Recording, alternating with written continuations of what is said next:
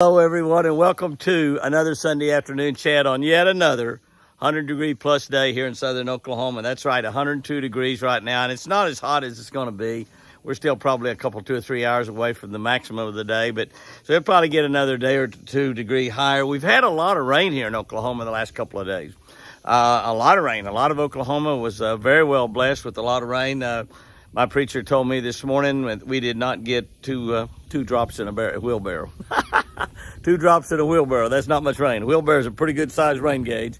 2 drops is not much. We didn't get that much here at the Eagle. We didn't even get 1 drop, let alone 2 drops. But and we do have no rain forecast out until I looked on the long range forecast August 20. We have no rain forecast. So we may hit one of those months like we did last year 4 times, where we go an entire month without any rain.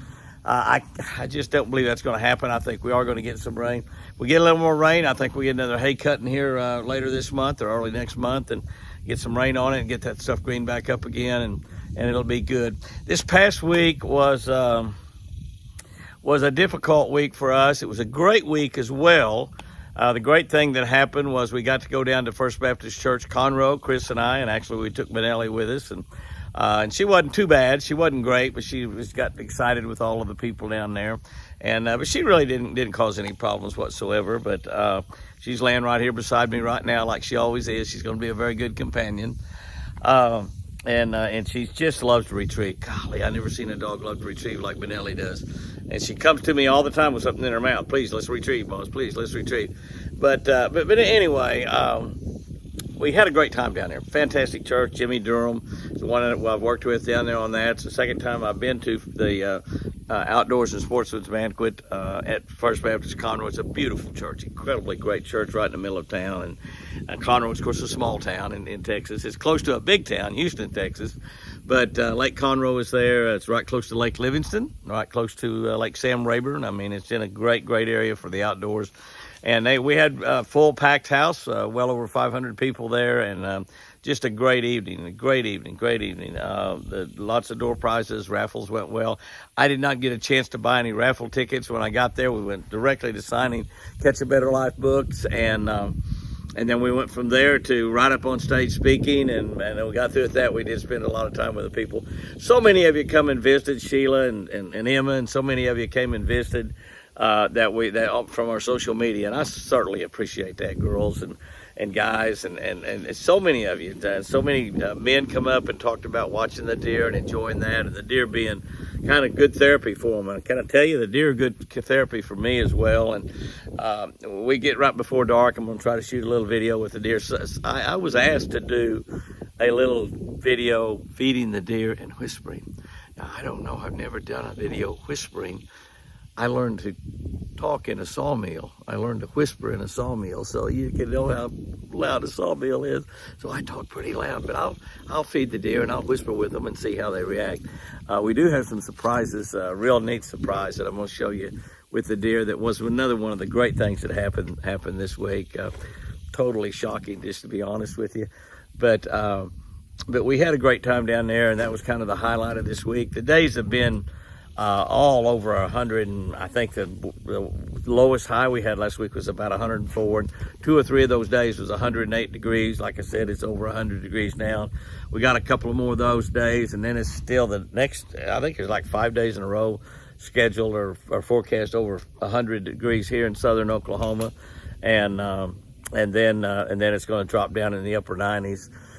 So we're actually going to go further south here sometime pretty quickly. I'm meeting Roland Martin down at Delacroix in Port Sulphur, Louisiana, and we're going to do some filming down there, fish a couple days for redfish and largemouth bass, and whatever else we can catch. I'll take anything that bites. But we're looking forward to that, and it's been blazing hot down there as well. But I looked at forecast, and the forecast is like 92 or 93. Now, the humidity is high down there, so it's going to be pretty hot. We'll probably do a lot of fishing right at daylight, get out there on the water just as soon as we can see to run our boats and fish until maybe the mid part of the day, and go in and take a little short nap or cool off in the air conditioning and go back out in the evening. I'm not sure exactly what we'll do, but we got about 2.5 days to fish there. And we're going to go down to one of my favorite places, Gros Savon, which is down in Lake Charles, Louisiana, and fish down there for a couple of days. Again, they've been having tremendously hot weather. I think the heat index down there one day last week was 118. So that's the good things that happened this past week, and I will, when I do a little video this evening right before dark, and feed the deer some and do the whispering, feeding the deer and whisper and not talk, but just whisper. So that's going to be kind of cool. I don't know why I was asked to do that, but maybe this lady likes for men to whisper to her. I don't know, but I'm going to whisper to the deer. They might like it too. They might like it too. Split ears really showed off this week, guys. I just got to tell you, split ear really showed off. Well, you see that video come Wednesday and Thursday. But anyway, that's the good part of the week. The bad part was I lost a great friend, a great person, a great Oklahoman, my buddy Boyd Walker. And you've seen Boyd Walker on Jimmy Houston Outdoors. You know, we've been doing Jimmy Houston Outdoors for 46 years now, and we've got about 20 shows shot for next year, 2024, which I think will be 47 years on national television. But we did the last shows we did with Boyd Walker was a couple years ago. Boyd was an Oklahoma Highway Patrolman and a trooper for a long time. He was retired, and Boyd. I carried Boyd fishing up on the St. Lawrence River in New York with me. My buddy O.T. Fears went, and Jeff Shaw, my buddy that was the president of O'Reilly Auto Parts, and he's since retired, fishing way more than I am right now. I'm just tickled to death for him. He does love to fish, and he's getting to enjoy all of those 100-hour weeks he put in for pretty much all of his life. And but Boyd Walker went with us on that trip, and he said it was the best fishing trip he had been on. And I've carried Boyd with me to Mexico and various places around. He's fished here on the ranch several times, which is pretty good fishing.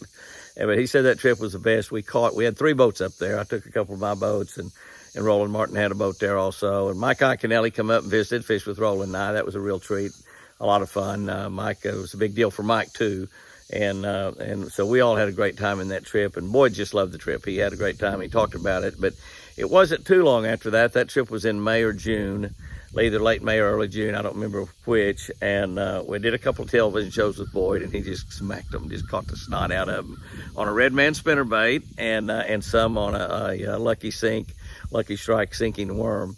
And we caught a lot on that as well up there. But Boyd called me one day in August when I was fishing with my buddy Stacy King on Table Rock Lake, and we caught about 50 fish that day, 50 bass out of Table Rock, and we were live scoping the fish out over some structure type areas in the middle of the lake, and I had a really good day. And Boyd called me over there. Actually, we were in a restaurant about the middle of the day, about 1 o'clock, and eating a hamburger on a dock there and he called and was visiting with me, and he said, "Jimmy, I want to let you know that I've got cancer."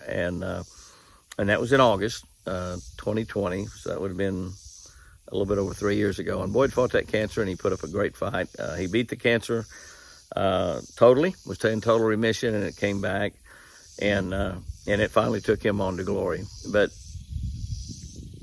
that's sad, and we cry, and it's a big loss for his beautiful wife, Paula, and 43 years. They've been married 43 years. And great story about them getting together. And Boyd was not actually a state trooper. State troopers look pretty fantastic in their uniforms. I guarantee you, I can see why the women swoon over the state troopers. That's how Daniel Arms built a great YouTube channel. My buddy Daniel Arms Family Homestead. If you're not subscribed to that, go over and subscribe to that channel. It's a great channel. And his little boy Houston and DJ, his wife, they just have a great channel.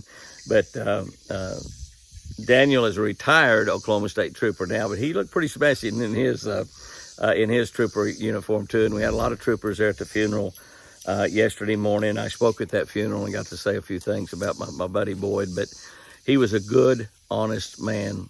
He was so nice. I doubt that he hardly ever wrote anybody a ticket. Somebody told me, they said, "I never heard of anybody around here getting a ticket from Boyd." I got to tell you one quick story though, where he did stop my truck. I wasn't driving. My son Jamie was driving. I got food poisoning at an event that we had in Oklahoma City the 2 days before that on Saturday morning for the kids that were in the Merle building that was bombed. That Merle building bombing back 20 or 25 years ago, it was a long time ago. And there was a lot of little kids. They had a nursery in there. And a lot of kids that their parents were working in that building were in that building. A lot of kids were killed in that bombing. But for the survivors of that, a buddy of mine in Oklahoma City put together a fishing event for them every year, and I went to that event several times. It's a great event. But anyway, I'd taken a bite of barbecue ribs, which I love, and he got food poisoning. So I was in the truck. Jamie was driving. I was in the back seat, laying down, about to die. Pat was in there. We were pulling my Ranger boat, and I heard Jamie say, "Oh, it's a highway patrolman stopping me." And I heard him say, "I must have a tail light out on my Ranger trailer or something like that." And so then he said, "Oh, it's Boyd," and it was Boyd Walker, my buddy that we lost this week. And I raised up. Oh, I was so sick. I was so bad. Food poisoning is just terrible, terrible. You want to die. You hope you die or get well, one or the other, just to get me out of this misery. But I raised up and looked back then. Boyd, of course, had his Oklahoma State Trooper, highway patrolman uniform on, and he walked up there to the side of the boat, and he raised the lid up in front of the passenger side, which is the ice chest, and we had it full of ice and Mountain Dews, Diet Mountain Dews. And he reached in there and got him a cold Mountain Dew, shut the lid back down, fastened it, made a gesture up to Jamie like, "Thank you," and went back, got this patrol car. And I've always thought that would make the perfect Mountain Dew or Pepsi Cola commercial, the perfect commercial. And we don't have a sponsorship with Pepsi or Mountain Dew. I wish I did have one. I don't drink anything but soft drinks. I don't drink any type of alcohol, but I've turned down a few beer sponsors over the years because I just don't drink beer. But yeah, that would just make a wonderful television commercial. That'd just be the greatest commercial in the world, because that really happened. It was a real deal. It wasn't scripted out. Boyd was out there working hard, putting in a good hard day's work for the Oklahoma Highway Patrol, and he knew that I had ice cold Mountain Dews in my boat, because he knew when we left to go on a film trip. We was heading down to Texas. He knew that we had ice chests down in that Ranger boat. Ranger's got extremely good ice chests. They're insulated, so they keep ice really well. And I own a store, and so big ice machines and lots and lots of Mountain Dew, and so we always fill that thing completely up. That way we start off a week's trip with a full supply of soft drinks and water in the boat. And that just is a classic. It's a classic moment. It's a classic moment. And we told a couple other fishing stories about Boyd. Boyd actually caught a fish that was over 15 pounds, one of the largest fish that's ever caught in the state of Texas, in Lake Fork during one of those tournaments down there where they have big bass and they weigh in every hour and stuff. But he didn't know he was entered in the tournament, but he had his wife Paula with him in the boat, and Paula was not entered in the tournament. So when he went in and had the fish weighed, and it was the largest fish, then somebody said, "Well, what about his partner? Are they in the tournament?" And Paula was not in the tournament, and so he was disqualified from the tournament because of that, and wasn't allowed to weigh it in. But it was a huge, giant fish, beautiful fish, and so he went back down took the fish back down to the lake to turn it loose, and it died.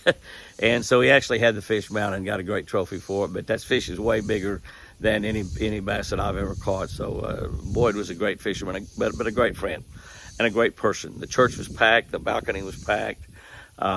It's just absolutely, it's hard to lose a friend like that.